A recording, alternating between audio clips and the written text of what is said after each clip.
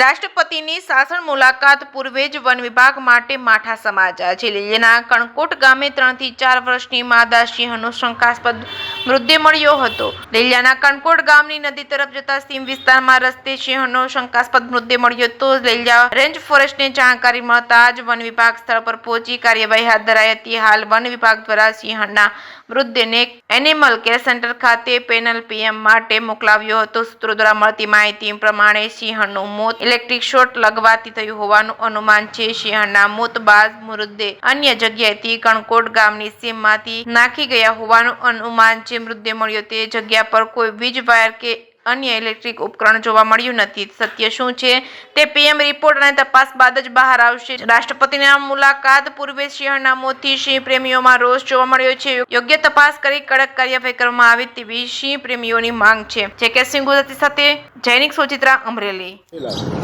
Nathalal Sukhadia line nature ફાઉન્ડેશનમાં અમે જે જંગલી પ્રાણીઓ હોય એના સુવિધા એની સવલતો માટે કામ કરતી સંસ્થાના એક તાલુકાના પ્રેસિડેન્ટ તરીકે અમારા બાજુનું જ ગામ લીલિયા તાલુકાનું કે લીલિયા વન્ય પ્રાણી રેન્જમાં આવતું ગામ છે અને અમારા વિસ્તારમાં 29થી વધુ સિંહોનો વસવાટ છે। દેવભૂમિ દેવળિયા ચક્કરગઢનો વિસ્તાર તેમજ કણકોટ અને ગોખરવાડા નાના ગોખરવાડા અને સાનગઢ વિસ્તારમાં સિંહો ચીહના માદાઓ એ બધા વસવાટ કરે છે।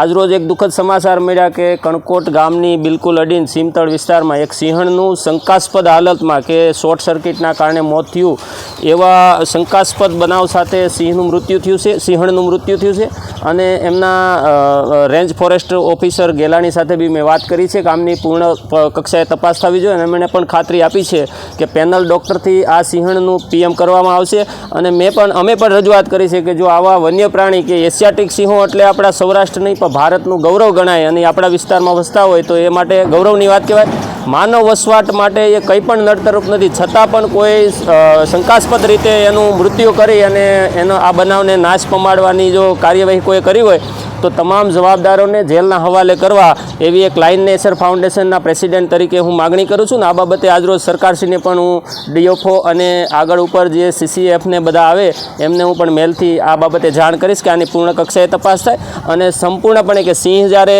નું મારણ કરવામાં આવે તે 1 કરોડનો દંડ કરવામાં આવે છે તો દંડની પણ વસૂલાત થાય એ સાથેની અમારી રજૂઆત હશે ને આવા વન્ય પ્રાણીઓના જીવ માટે વન વિભાગ સંપૂર્ણપણે સજાગ બનીને આને ટ્રેકરો છે એમનો બધાનો રેગ્યુલર શું કામ કરે છે એનું બધું ધ્યાને લેવામાં આવે એ બાબતેની અમારી આજની રજૂઆત હશે।